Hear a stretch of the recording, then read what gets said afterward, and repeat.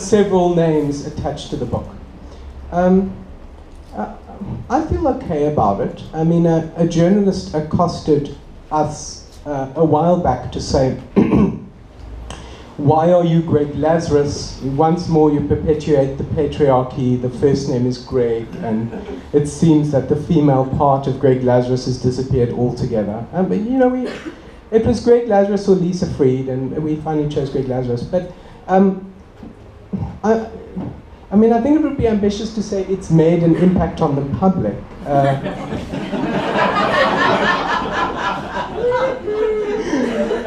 Much as I would like to imagine that, it's hard to say that with a straight face. But I do think it was a good decision not to have our separate names. There's a well-known novel called Q, which really intrigued me when I picked it up. And it's by, I think it's set in the 16th century, and it's by a character called Luther Blissett.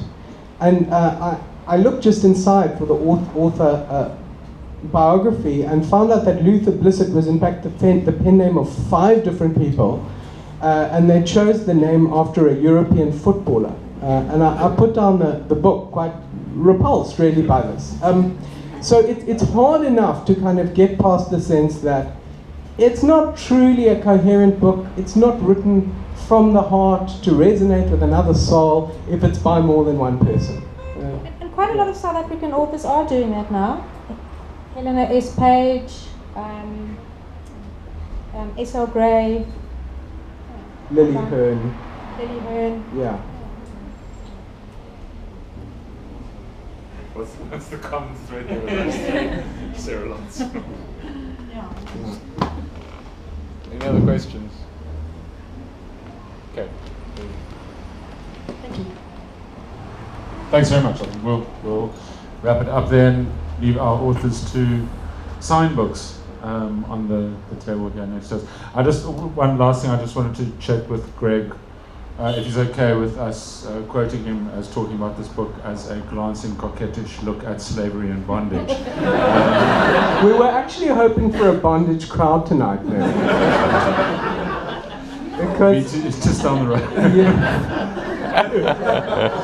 Yeah.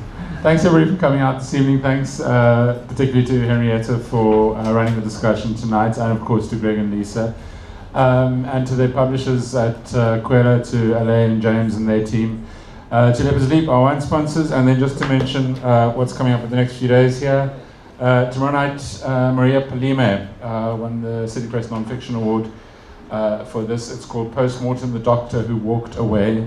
She was a doctor working in the public service in the health sector, and after I think it's about 4 years or so, she's decided she just couldn't take it anymore. So it's an account of her experiences there halfway through. It's absolutely fascinating. It's a whole lot of fun. And she'll be here to launch that tomorrow evening. Next week we've got Edgar Peterson and Susan Parnell launching Africa's Urban Revolution. Coming up we've got Rebecca Hose's book, Broadcasting the Pandemic, about history of HIV in South Africa. Michiel Haynes' new novel, A Sportful Malice, Ben Travato's memoir, and lots more. So if you're not on the mailing list and you want to get invitations to the launches, leave the email address there. Lastly, thank you very much, and thank you very much, Lisa Lazarus and Greg Freed.